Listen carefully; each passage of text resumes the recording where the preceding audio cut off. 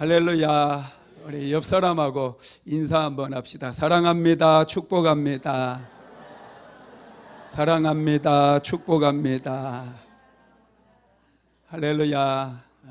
오늘이 5월 19일이에요. 5월도 시작한 것 같더니 벌써 이제 10일 정도만 있으면 또 5월도 끝나는 것 같습니다. 시간이 너무나 빠르게 흐르는 것 같아요.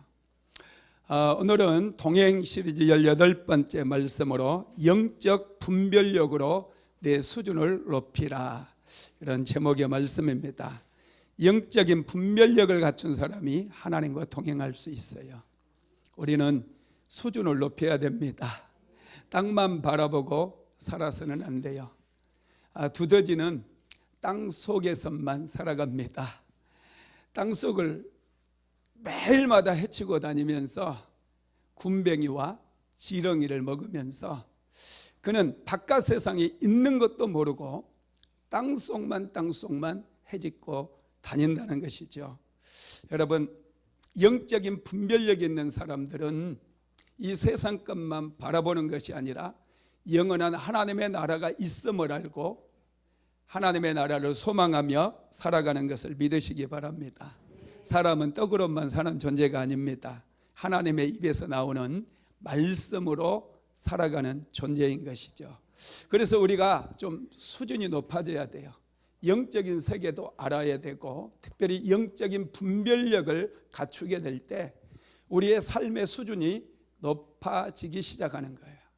삶의 수준이 높아질수록 우리는 하나님의 자녀로서 누리는 인생을 살아가게 될 줄로 믿습니다. 영적인 분별력이라고 하는 것은 지혜를 의미합니다. 지혜라고 하는 것은 또한 분별력인 것이죠. 분별력이 있는 사람이 지혜로운 사람입니다. 하나님은 지혜의 근원이 되시는 분이에요. 우리가 지혜를 쫓아가다 보면 하나님과 맞닥뜨리게 됩니다. 모든 지혜는 하나님으로부터 나오기 때문이죠. 로마서 11장 33절 같이 읽어봅니다. 깊도다 하나님의 지혜와 지식의 풍성함이여 그의 판단은 헤아리지 못할 것이며 그의 길은 찾지 못할 것이로다. 하나님의 지혜와 지식이 얼마나 깊고 풍성한지 사람의 생각과 사람의 지혜로는 도저히 따라갈 수도 없고 찾지도 못한다는 말씀인 것이죠. 여러분, 깊도다 하나님의 지혜와 지식의 풍성함이여 그랬어요. 여러분, 깊다라고 하는 것은 근원을 살피는 거예요. 지혜의 근원과 접촉되는 것을 얘기합니다. 여러분, 깊이 보는 것은 뿌리를 살피는 것과 같아요. 나무의 뿌리를 보면 그 나무가 얼마나 건강한 나무인지, 얼마나 풍성한 열매를 맺을 수 있는지 알게 되죠. 여러분, 집에서 동양난을 기르는 분들이 있을 거예요. 난을 기르다 보면 끝에서부터 말라가잖아요. 끝이 마르는 난은 반드시 뿌리가 병들어 있는 거예요. 그때 병든 뿌리를 잘라내고 분갈이를 해주게 되면 다시 건강하게 자라게 되는 것이죠. 예수님께서도요, 어린 시절부터 지혜가 점점 자라가기 시작했고 지혜로 충만했습니다. 누가복음 2장 40절 한번 읽어봅시다. 아이가 자라며 강하여지고 지혜가 충만하며 하나님의 은혜가 그의 위에 있더라. 누가복음 2장 52절도 읽어봅니다. 예수는 지혜와 키가 자라가며 하나님과 사람에게 더욱 사랑스러워 가시더라. 예수님께서도 지혜가 점점 자라가셨다는 거예요. 지혜가 충만해졌다는 거예요. 저와 여러분도 하나님과 늘 가까이 하게 되면 지혜가 자라고 지혜가 충만해질 줄로 믿습니다. 여러분, 지혜로운 사람이 이 세상을 이길 수 있어요. 지혜로운 사람이 이 세상에서 소금이 되고 빛이 되는 그런 인생을 살아갈 수가 있다라는 것입니다. 이번 스승의 날이 수요일이었는데 우리 양주연 권사님께서 책을 한 권 사오셨더라고요. 선물로 주시는데 새벽에 한번 쭉 읽어봤어요. 세이노의 가르침이라고 하는 책인데 여러분 중에도 보신 분이 있을 겁니다. 제목이 아주 특이하죠. 세이노의 가르침. 이게 한글이 아니고 또 영어예요. 세이 말하다, 노우라고 말해라, 이런 책 제목이고, 또 부제를 보니까 피보다 진하게 살아라. 이게 상당히 이게 도전을 주더라고요. 그래서 책도 뭐 마치 그 제본한 책처럼 그렇게 되어 있고, 처음에 받았을 때 뭐 이런 책이 있나 이렇게 한번 서를 봤거든요. 근데 보는데 점점 빨려 들어가더라고요. 상당히 좋은 책이었는데, 이 책의 저자가 이제 필명만 썼어요. Say no라고, no라고 말해라. 이 저자는 55세쯤 된 분이고요. 그 의사 선생님의 아들로 태어났어요. 근데 아버지가 사업을 하다가 일찍 돌아가셨더라고요. 고등학생이 됐을 때는 어머니마저도 돌아가셔가지고 참 치열하게 인생을 사신 분이더라고요. 그러니까 좀 읽을 거리가 있어요. 쉽게 살아온 사람들의 이야기는 별로 읽을 게 없잖아요. 근데 이분은 판자촌에서 월세방 살고, 또 주차장, 남의 집 주차장을 새로 얻어가지고 거기서 살면서 치열하게 공부하고 자기의 인생을 일궈서 지금은 이분이 1000억대의 자산가가 되었더라고요. 그래서 인생을 대충대충 살아가는 사람들에게 일침을 가하는 그런 글들이었습니다. 이 책에서 저자가 인생은 자전거와 같다 이렇게 말을 하면서 이렇게 말하더라고요. 세이노의 가르침 27쪽 한번 같이 읽어봅시다. 인생은 자전거와 같다. 뒷바퀴를 돌리는 것은 당신 발이지만 앞바퀴를 돌려 방향을 잡는 것은 당신의 손이고 눈이고 의지며 정신이다. 아멘. 눈, 의지, 정신 뭐 이런 얘기를 해놨어요. 자전거가 뒷바퀴를, 여러분 뒷바퀴가 굴러가잖아요. 그래서 열심히 페달을 밟는 것은 우리가 힘쓰고 애쓰는 것을 얘기하지만, 이 앞바퀴가 핸들이 여러분 방향을 잡아주는 거거든요. 이게 이분은 눈이고 의지고 정신이다 이렇게 얘기했는데, 이게 내가 볼 때는 분별력이에요. 어느 방향으로 가야 될지 분명하게 방향을 정해야 되고 목표점을 여러분 정해야 됩니다. 그래야 자전거가 바르게 나아갈 수 있죠. 27쪽 한번 더 읽어보도록 하겠습니다. 당신의 발이 생활이라는 이름으로 당신을 움직여주지만 정작 당신의 손은 호주머니 속에 깊이 박혀 있는지 모른다. 정작 당신의 눈은 당신 앞에 놓인 길을 바라보지 않고 옆에서 빠른 속도로 지나가는 오토바이들과 스포츠카만 부드러운 마음으로 바라볼지 모른다. 때문에 열심히 페달을 밟고 있지만 당신이 탄 자전거는 제자리를 멈출 뿐이다. 페달만 밟게 되면 아무리 애를 쓰고 힘을 써도 허공을 치게 되고 제자리만 맴돌게 될 거라는 거예요. 정말 여러분, 우리가 인생을 살아가면서 필요한 것이 뭐냐면 영적인 분별력입니다.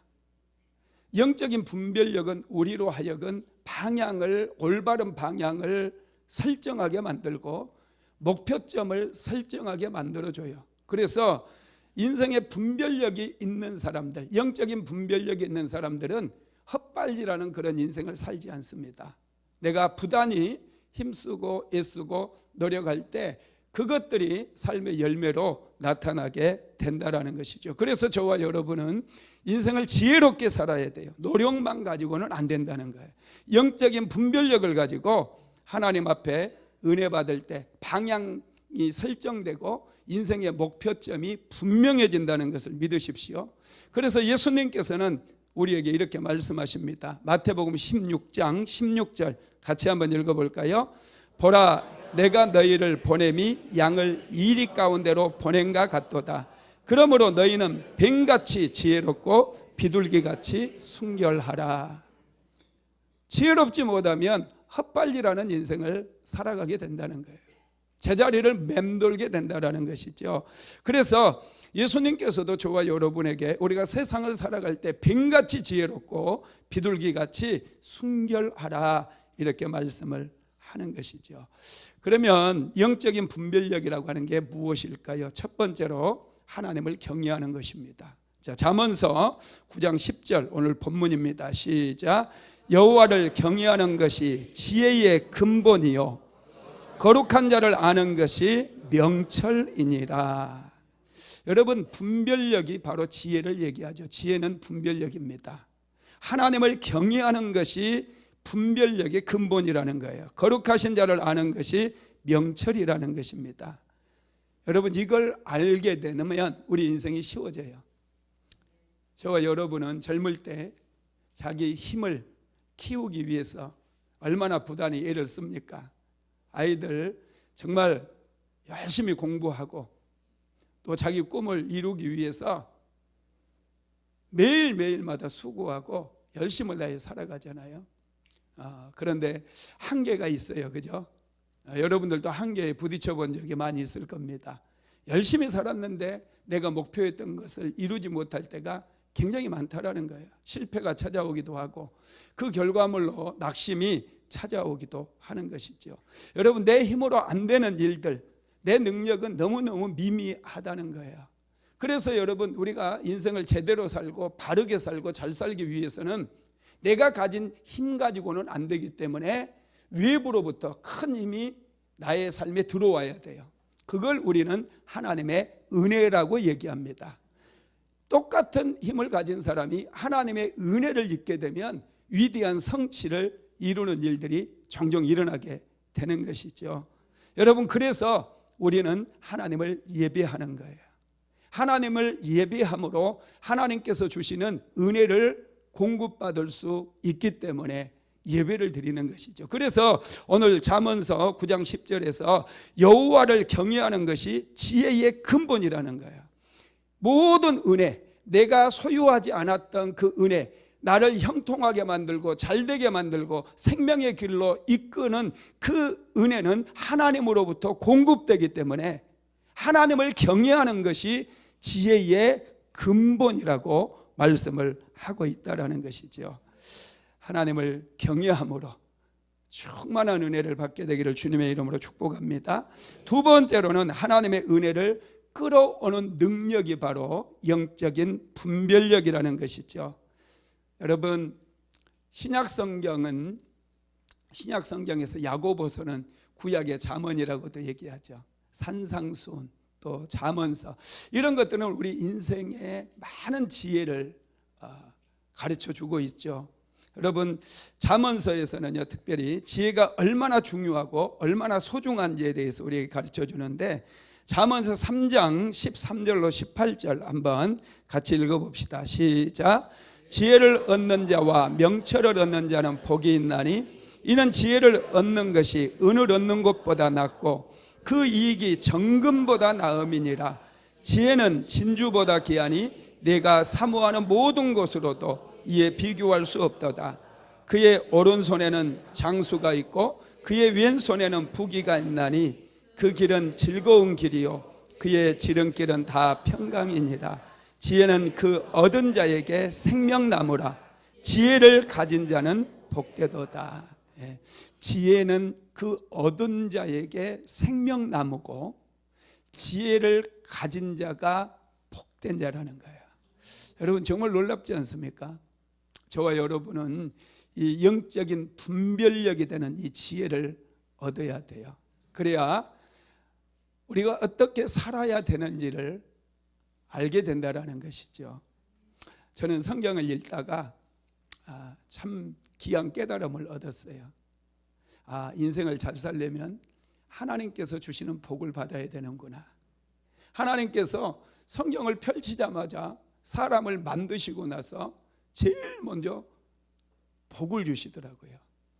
창세기 1장 28절에서 하나님이 그들에게 복을 주시고 생육하고 번성하고 땅에 충만하고 땅을 다스리고 땅을 정복하라고 말씀하셔요.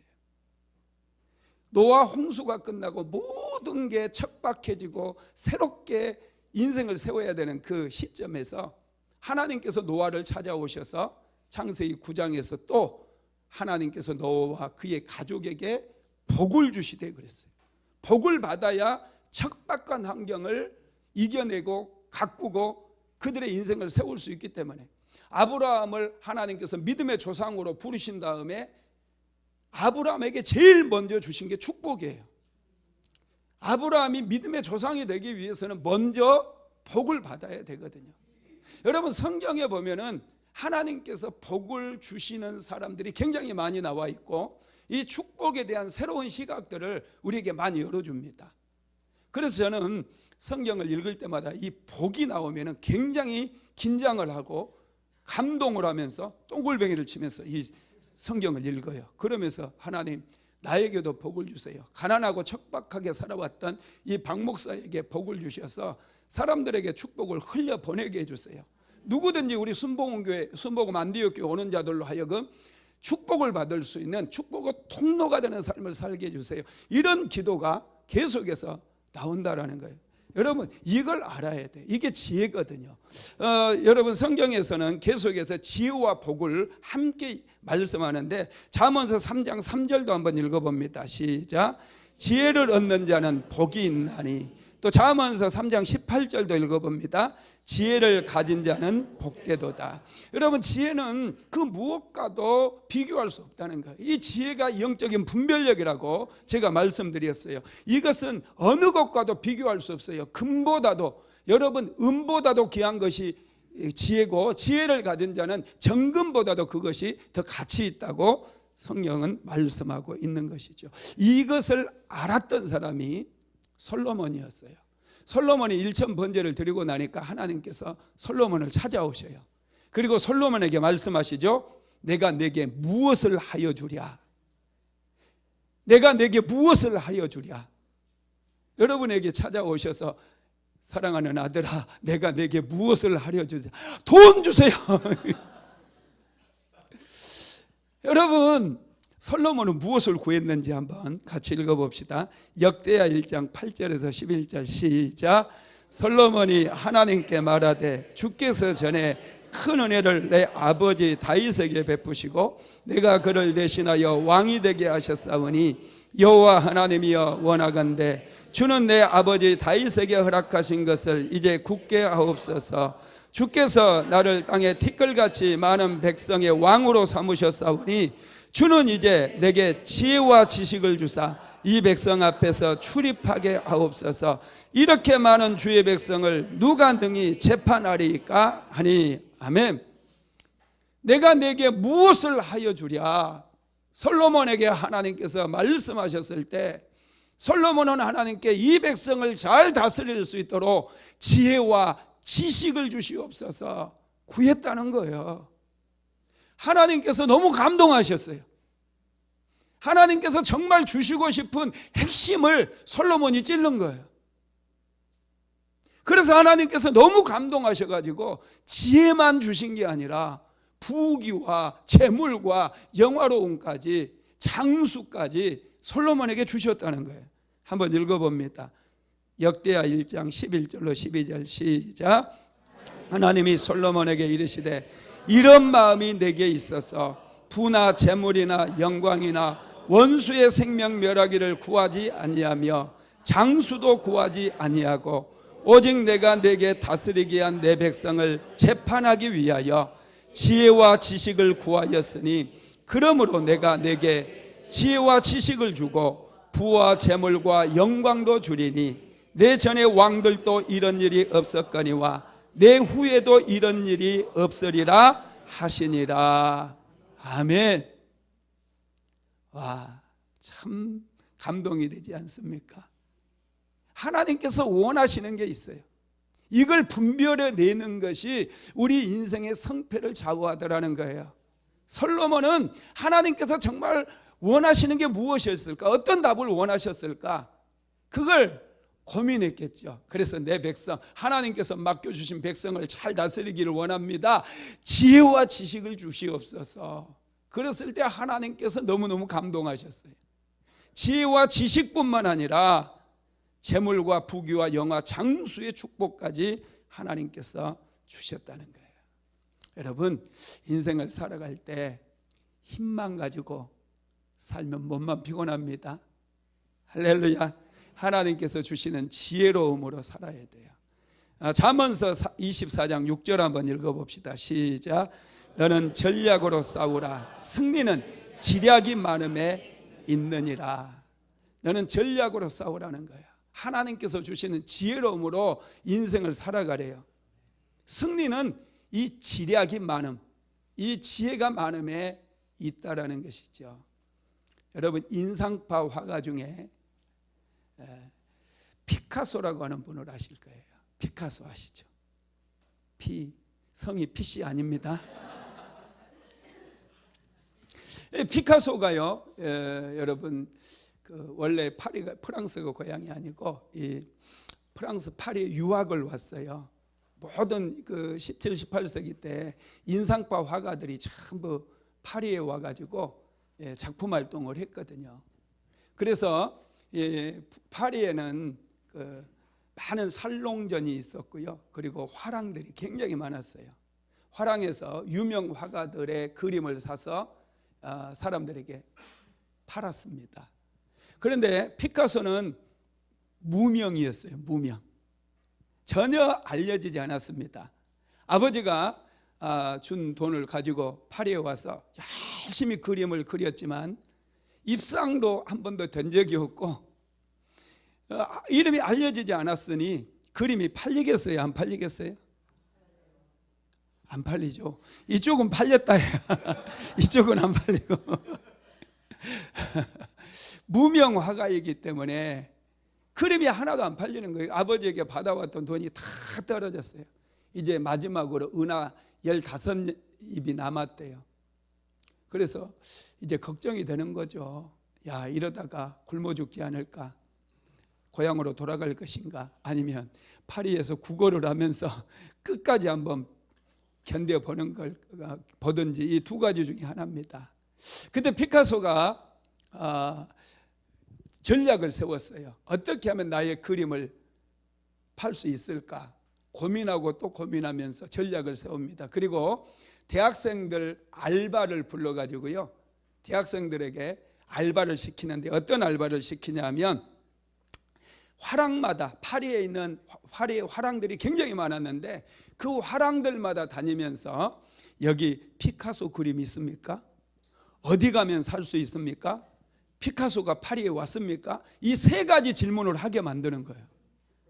그래서 대학생들 돈 받았으니까 이제 막 계속 다니면서 몇 사람이 이 화랑 저 화랑 다니면서 계속 그 질문을 하니까 한 달 뒤에는요, 이 화랑들이 피카소 모르는 사람이 없게 되고 피카소 그림을 어디 가서 구해야 되는지 막 서로 물어보고 그러는 거예요.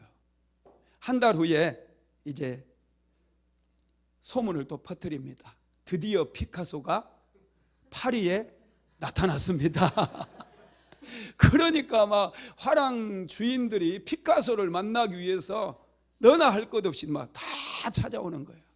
그래서 금세 그동안 그려놨던 피카소의 그림들이 동이 나버렸어요. 여러분, 참 놀랍지 않습니까? 우리는 가만히 앉아 있잖아요. 왜 안 오나? 팔이 이렇게. 인생은 여러분 전략적으로 살아야 돼요. 하나님께서는 우리에게 지혜를 주십니다. 그래서 너희는 뱀처럼 지혜로우라고 말씀한 거예요. 인생은 전략적으로 살아야 돼요. 인생은 지략이 많아야 되고, 지략이 여러분 영적인 분별력이기도 합니다. 할렐루야. 세 번째로 영적인 분별력은 문제를 해결하는 능력이에요. 우리 인생은 문제로 가득 차 있잖아요. 그래서 우리가 도움을 받기 위해서 문제 때문에 문제를 잘 해결하는 사람들 찾아가요. 변호사도 찾아가고 세무사도 찾아가고 공인중개사도 찾아가고. 우리는 우리 힘으로 해결할 수 없는 문제를 만나면 그 문제를 해결해 줄 수 있는 사람을 찾아간다라는 거예요. 그런데 여러분, 영적인 분별력이 있는 사람이 탁월한 문제 해결자인 것을 믿게 되기 바랍니다. 우리는 하나님으로부터 영적인 분별력인 지혜를 얻어야 돼요. 트럭 한 대가요, 짐을 가득 싣고 가다가 육교에 끼어버렸어요. 종종 보죠. 그거 육교에 딱 끼어가지고 오도가도 못한 거예요. 어떤 분이 119에 신고를 해주니까 119에서 견인차를 가지고 왔어요. 그것도 안 되니까 이제 커다란 크레인 가져와가지고 그걸 어떻게 해보려고 하는데, 야, 이게 쉽지 않은 거예요. 육교를 뜯어낼 수도 없고, 또 억지로 트럭을 빼내다가는 이게 육교가 무너질 수도 있고, 막 그래서 어떻게 할 것인가 막 고민하고 있는데, 초등학생 하나가 지나가면서 아저씨 지금 저 사람들 뭐 하는 거예요? 트럭이 껴가지고 빼고 있단다 그러는 거예요. 내가 가르쳐 드릴까요? 쉽게 빼는 방법? 아니야, 지금 빨리, 너 귀찮아, 빨리 가. 아저씨 저거 간단해요. 타이어에 바람 빼세요. 타이어에 바람을 뺐더니 그냥 트럭의 위치가 낮아져서 그냥 빠져나왔다는 거예요. 인생은 이렇게 쉬워요. 크레인까지 몰고 올 게 뭡니까? 쉽게 사시기 바랍니다. 여러분, 성경을 보면은요, 참 지혜로운 사람들이 많아요. 영적인 분별력을 가지고 시대를 변화시키고 굶어 죽을 수밖에 없는 사람들을 살려내는 그런 사람들이 많다는 거예요. 그분 중에 여러분, 요셉 같은 사람, 요셉이 감옥에 들어갔었잖아요. 요셉을 감옥에서 이끌어내서 국무총리가 되게 했던 것이 여러분, 그게 영적인 분별력 때문이었어요. 지혜 때문이었다는 거예요. 창세기 41장 38절에서 9절까지 같이 읽어봅니다. 바로가 그의 신하들에게 이르되 이와 같이 하나님의 영에 감동된 사람을 우리가 어찌 찾을 수 있으리요 하고 요셉에게 이르되 하나님이 이 모든 것을 내게 보이셨으니 너와 같이 명철하고 지혜 있는 자가 없도다. 요셉이 애굽 왕에게 이런 칭찬을 받은 이유는 애굽 왕 바로의 꿈을 해석해 주었기 때문에 그런 칭찬을 듣고, 애굽은 감옥을 탈출해서 애굽의 국무총리의 자리에 오르게 되었습니다. 여러분, 바로 왕은 꿈을 꾸고 나서 근심에 빠져버리잖아요. 왜냐하면 꿈을 꿨는데 그 꿈을 해석해 줄 사람이 없는 거예요. 애굽의 지혜자도 부르고 술사로 부르고 다 불러서 자기의 꿈을 얘기했지만 그 꿈을 명쾌하게 해석해 주는 사람이 아무도 없었던 거예요.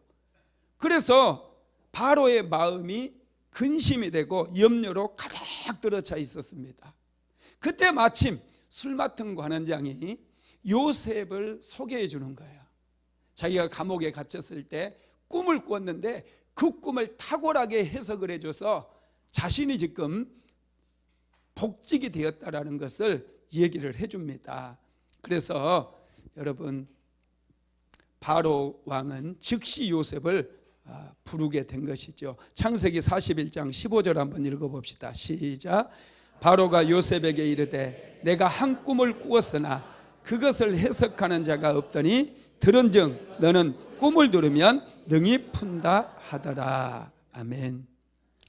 요셉은 바로 왕의 꿈을 듣고 정확하게 그 꿈을 해석을 해주며 또 그 꿈에 대해서 앞으로 일어날 일들을 밝히 얘기해주고 미래를 준비할 수 있도록 바로 왕에게 조언을 해주는 거예요.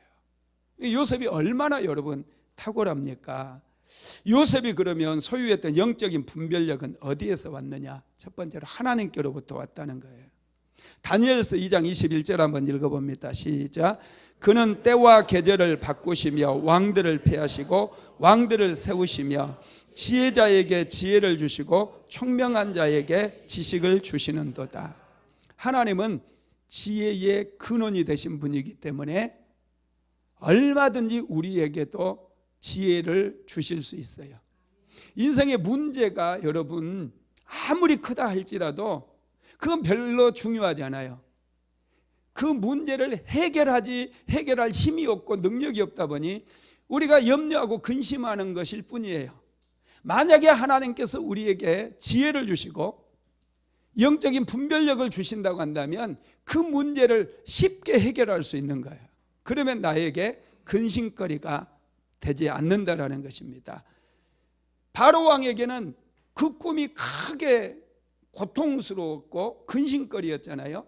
그런데 그 꿈을 해석할 수 있는 요셉에게는 그 꿈은 오히려 축복의 기회였고 국무총리가 되는 축복의 문이었다라는 거예요. 문제가 찾아왔다고 여러분 너무 낙심하지 마십시오. 하나님께 지혜를 구하고 영적인 분별력을 얻게 되기를 주님의 이름으로 축복합니다. 요셉의 영적인 분별력은 두 번째, 좋은 해석에서 나왔어요. 여러분, 꿈을 바로 왕에게서 들었던 요셉은 그 꿈을 자세하게 관찰하고 또 그 꿈에 나왔던 살찐 암소와 충실한 이삭들, 그리고 파리하게 말라버린 암소들과 이 파리하게 열매가 없는 그런 이삭들을 서로 대조해 가면서 그 상징들을 살피고 추론해 나가면서 그 꿈을 분석하고 해석해 나가기 시작하는 거예요. 그는 차분하게 이게 어떻게 된 조화인가 차분하게 앉아서 바로 왕의 이야기를 들으면서 그 꿈을 객관적으로 들여다보기 시작했다라는 거예요. 처음에 나왔던 충실한 암소 7마리, 그리고 이 충실한 이삭 7개는 이게 풍년을 이야기하는 것 같구나. 그리고 7개니까 이건 아마 7년을 이야기할 것이다. 그리고 뒤에 나온 파리했던 암소와 이 파리한 이 이삭들을 보면서 틀림없이 이것들도 흉년의 시기를 얘기할진데 왕에게 주신 것이기 때문에 이건 분명히 이 애굽 전체에 임할 풍년과 흉년을 얘기할 것이고 각각 7시기니 7년의 풍년과 7년의 흉년을 이야기할 것이다. 이렇게 추론해 나가는 거예요. 요셉은 깊이 관찰을 하기 시작했어요. 그래서 여러분 좋은 쪽으로 해석을 하게 되고 요셉이 이 꿈을 정확하게 해석할 수가 있었다라는 것입니다. 세 번째로는 깊은 관찰에서 나왔어요. 영적인 분별력을 얻기 위해서는 인생을 좀 더 깊이 있게 바라볼 수 있어야 돼요. 우리의 보는 시각을 깊이 있게 여러분 볼 수 있어야 된다는 거예요. 여러분, 우리는 관찰하는 것을 통해 분별력을 얻을 수 있잖아요. 관찰을 통해서 깊이 관찰하게 되면 통찰력을 얻게 돼요. 통찰력, 인사이트라고 하는 것은요, 깊이 살피다라는 뜻이에요. 바로의 꿈을 그냥 쉽게 판단하지 않았어요. 요셉은 깊이 보았어요. 그리고 하나님께 올려드렸어요. 하나님께 기도하면서 그 꿈을 해석해 나갔다라는 거예요. 그래서 정확하게 그 꿈을 해석할 수 있었고, 바로는 그 꿈 해석을 듣고 크게 기뻐하면서 요셉을 애굽의 국무총리로 세웠다라는 것입니다. 여러분, 그런데 애굽의 지혜자들은 왜 이 꿈을 해석하지 못했을까요? 제 생각에는 애굽의 지혜자들, 특별히 왕실에서 왕에게 뭔가를 좀 조언해 주는 그런 책사라고 한다면 충분히 이 꿈을 해석할 수 있을 거라고 생각을 합니다. 여러분, 우리가 이 꿈을 들어도 이 꿈 대충 알 수 있잖아요. 이게 무슨 뜻이겠다. 여러분, 이해가 감이 안 옵니까? 감은 안 오고 홍시는 오겠죠. 그죠? 하여튼 우리가 읽어도 이 꿈이 보통 꿈은 아니고 이게 뭔가 있구나, 이거 알 수 있거든요. 저는 이 꿈을 전문으로 해석했던 애굽의 지혜자들이 이 꿈을 다 어느 정도는 해석했으리라 믿습니다. 그런데 왜 바로 왕에게 얘기를 못했을까요? 이 파리한 암소, 파리한 이삭, 이 7마리의 파리한 암소와 파리한 이삭은 불길한 징조거든요. 만약에 불길하게 이 꿈을 해석하게 된다면 바로 왕에게 한 칼에 날아갈 수 있거든요. 좋은 해석을 줘야 왕이 기뻐할 텐데 불길한 해석을 해야 하니 이게 여러분 입을 다물게 만들어 버린 거예요. 그런데 요셉은 있는 그대로를 보고 있는 그대로를 말할 수 있는 분별력도 있었고 용기도 있었다라는 것입니다. 그래서 요셉은 대책까지 세워주잖아요. 만약에 여러분 꿈만 해석해 줬다고 한다면 요셉은 절대로 국무총리가 될 수는 없었어요. 그래 알았다 이씨 막 그러면서 매우 쳐라 막 이렇게 했을 수 있었다는 거예요. 그런데 요셉은 바로 왕에게 정확하게 꿈을 해석해 줬을 뿐만 아니라 7년 흉년을 어떻게 대비하고 7년 흉년을 잘 대비하게 되면 이것은 오히려 축복이 된다라고 하는 사실을 왕에게 분명하게 제시를 해줬다라는 거예요. 문제를 해결할 수 있는 해결책을 요셉이 가지고 있었던 거예요. 그래서 여러분 영적인 분별력이 중요해요. 꿈 해석은 누구든지 할 수 있다고 칩시다. 그러면 그래서 어떤데 뭐 그래서 뭐 어쩌라고 뭐 이렇게 해버리면 안 되잖아요. 분명하게 그 문제를 해결할 수 있는 해결책을 찾아내는 것이 중요한 거예요. 이게 여러분 영적인 분별력이 있는 사람이 할 수 있다는 거예요. 요셉이 바로에게 이렇게 얘기합니다. 창세기 41장 33절 시작.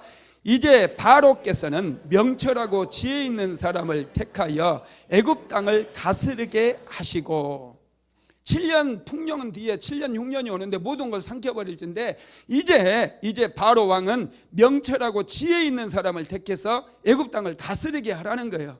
문제가 찾아오는 것을 찾아오지 않게 해달라고 기도할 게 아니라 이 문제가 찾아오는 것을 받아들이고 이제는 잘 준비하라는 거예요. 그러기 위해서는 지혜롭고 명철한 사람을 세우라는 것이죠. 그러면서 요셉은 또 구체적인 실천 방안까지 바로 왕에게 제시를 해줍니다. 자, 창세기 41장 34절에서 36절까지 같이 읽어봅니다. 바로께서는 또 이같이 행하사 나라 안에 감독관들을 두어 그 7해 풍년에 애굽 땅의 5분의 1을 거두되 그들로 장차올 풍년의 모든 곡물을 거두고 그 곡물을 바로의 손에 돌려 양식을 위하여 각 성읍에 쌓아두게 하소서. 이와 같이 그 곡물을 이 땅에 저장하여 애굽 땅에 임할 7해 흉년에 대비하시면 땅이 이 흉년으로 말미암아 망하지 아니하리이다. 요셉은 구체적으로 해결책을 제시를 해주는 거예요. 풍년의 때에 백성들에게 5분의 1의 이 곡물을 거둬들이는 것, 세금을 거둬들이는 것, 백성들에게는 전혀 부담이 되지 않아요. 저와 여러분도 잘 나갈 때 여러분 저축을 해야 돼요. 이게 지혜예요. 인생을 살아가는 지혜입니다. 요즘 우리 젊은 분들은 저축의 개념을 잘 모르고 버는 대로 써버리고 버는 것보다 많이 써버리는 분들이 있대요. 이건 지혜가 아닙니다. 우리 그리스도인들은 다가올 미래를 항상 준비하며 살아야 된다라는 것이죠. 요셉은 탁월한 분별력으로 미래를 준비하게 했어요. 시대의 흐름을 요셉은 읽을 줄 알았어요. 틀림없이 7년 풍년이 오고 그 다음에 7년 흉년이 온다라는 것을 그는 확실하게 믿었고 알았어요. 그래서 그는 이 다가올 미래를, 흉년의 때를 잘 준비하게 만들었다라는 것입니다. 요셉은 13년 동안 미래를 준비했어요. 준비한 것 때문에 요셉은 여러분 애굽의 국무총리도 될 수 있었고 수많은 사람들이 흉년의 기간에 죽을 수도 있잖아요. 가난 때문에, 기근 때문에 양식이 없어서 굶어 죽을 수도 있는데 요셉은 그 사람들의 생명을 살리는 놀라운 일을 할 수가 있었다라는 것입니다. 할렐루야. 저와 여러분도 이런 지혜가 필요해. 인생을 살아가는 데 있어서 하나님께서 주시는 지혜를 우리가 공급받아야 됩니다. 그러면 우리는 어떻게 영적인 지혜를 분별력을 얻을 수 있느냐? 첫 번째로 하나님의 말씀을 깊이 묵상해야 돼요. 여러분 하나님의 말씀을 읽고 묵상하면 지혜가 생깁니다. 지혜는 여러분 깨달음이기도 하고요. 이 고난에 대해서 우리가 생각할 때 정말 기가 막힌 방법으로 하나님께서 말씀하실 때가 있어요. 그러면서 세수를 하다가도 그러면서 갑자기 여러분 한 성경 말씀이 생각나면서 깨달음이 오게 되면 너무나 쉽게 문제가 해결되는 거예요. 내가 그 어려운 때에 기도할 때 하나님께서 어느 순간 이 성경 구절이 창세기 1장 28절 이런 말씀들이 생각나면서 인생을 잘 살기 위해서는 하나님께 복을 받아야 되는구나. 이건 깨달음이었거든요. 여기에 충격적인 깨달음이었어요. 그래서 성경을 다시 보게 되고 이 성경 말씀을 통해서 나의 능력이 미미하기 때문에 정말 인생을 세우는 능력, 다른 사람을 살리고 복되게 하는 능력은 하나님으로부터 받아야 되는구나, 이런 깨달음이 왔어요. 그러니 여러분 이 깨달음으로 인해서 여러분 내 인생이 완전 달라졌거든요. 여러분들에게도 깨달음이 있게 되기를 바랍니다. 골로새서 3장 16절 말씀 같이 읽어봅니다. 그리스도의 말씀이 너희 속에 풍성히 거하여 모든 지혜로 피차 가르치며 권면하고 시와 찬송과 신령한 노래를 부르며 감사하는 마음으로 하나님을 찬양하고, 그리스도의 말씀이, 하나님의 말씀이 너희 속에 풍성히 거하여 모든 지혜로 피차 가르치며 그랬어요. 하나님의 말씀이 우리 안에 풍성히 거할 때 지혜로 가르칠 수가 있는 거예요. 자녀들 잘 가르치고 싶잖아요. 그러면 하나님의 말씀이 풍성히 내 안에 거하게 되면 내 안에서 지혜가 나오기 때문에 자녀들을 잘 가르칠 수 있어요. 믿게 되기를 바랍니다. 폴 투루니에가 모험으로 사는 인생이라고 하는 책을 썼는데요, 그곳에서도요 이 묵상의 중요성에 대해서 이렇게 얘기를 하더라고요. 330쪽 한번 같이 읽어봅니다. 시작. 묵상은 기다림, 세심하고 신뢰하는 기다림의 자세다. 묵상에서 받은 단 한마디의 말이 한 사람의 전 생애를 변화시켜 커다란 모험으로 만들 수 있다. 반대로 목적이 없고 지향하는 바도 없이 자신을 흘러내려가는 조류의 떠내로 가도록 내버려 두는 사람이 있다. 묵상은 이런 사람에게 질서를 부여해주고 주축과 구조, 중거점, 나아갈 목표를 제시해준다. 아멘.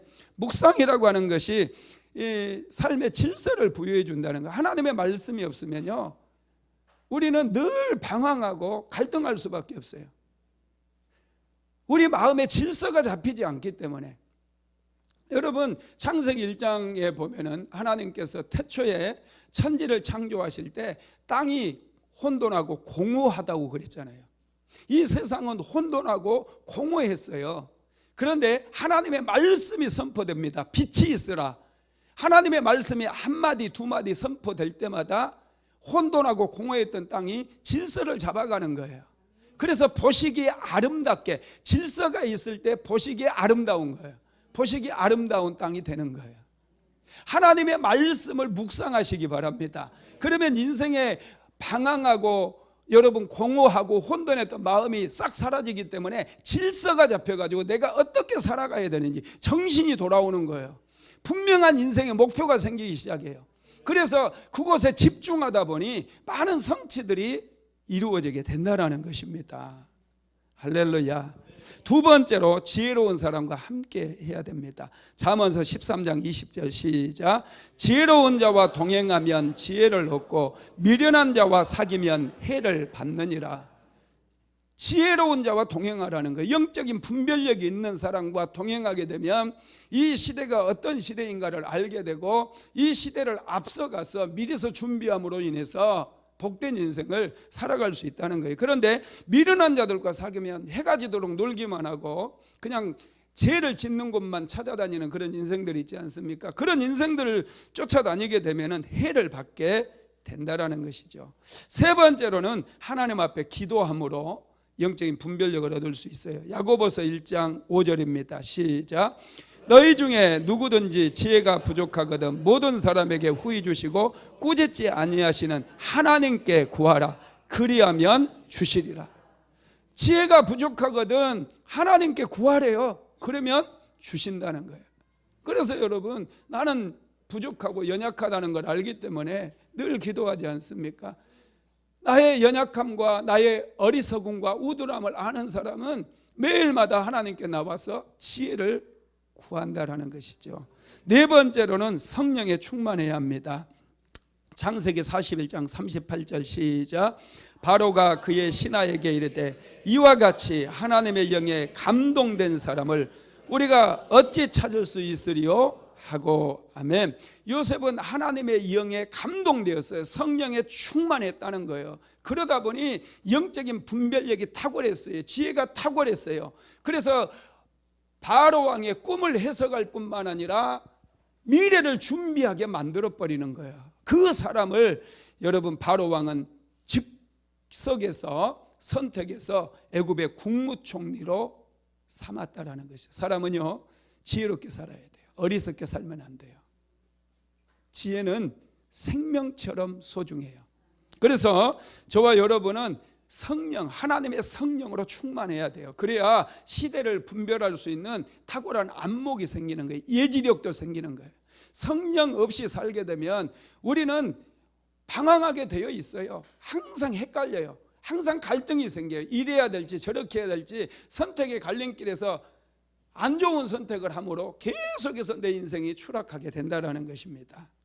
말씀을 마무리하겠습니다. 하나님께서는 우리에게 영적인 분별력을 주심으로 은혜를 베풀어 주십니다. 여러분 하나님의 말씀을 묵상하십시오.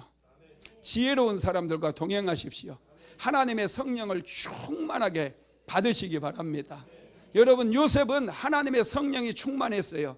그래서 바로 왕의 꿈을 해석했을 뿐만 아니라 7년 흉년의 때를 잘 준비함으로 오히려 애굽을 더 부강하게 만들었고 애굽의 영토를 넓혔고 백성들의 숫자를 더 넓혀놨다라는 거예요. 저와 여러분도 마찬가지입니다. 고난이 찾아온다고 두려워하지 마십시오. 고난의 때에 영적인 분별력을 가진 사람은 고난을 축복의 통로로 막 바꿔버릴 수 있다는 거예요. 그래서 우리는 하나님께 이 분별력을 달라고 기도해야 돼요. 그래야 이 시대 속에서 우리는 빛이요 소금으로 살아가며 하나님과 동행하는 복된 인생 살아갈 수 있다는 것입니다. 지금은 우리 주 예수 그리스도의 무한하신 은혜와 아버지 하나님의 극진하신 사랑하심과 보혜사 성령 하나님의 감동감화 충만케 하시는 역사가 오늘도 영적인 분별력을 얻고 세상을 넉넉히 이기며 살아가기를 간절히 소망하는 하나님의 모든 권속들 위에 사랑하는 순복음 안디옥교회 모든 성도들 머리머리 위에 가정과 직장과 사업장 위에 이제로부터 영원토록 함께 있을지어다. 아멘.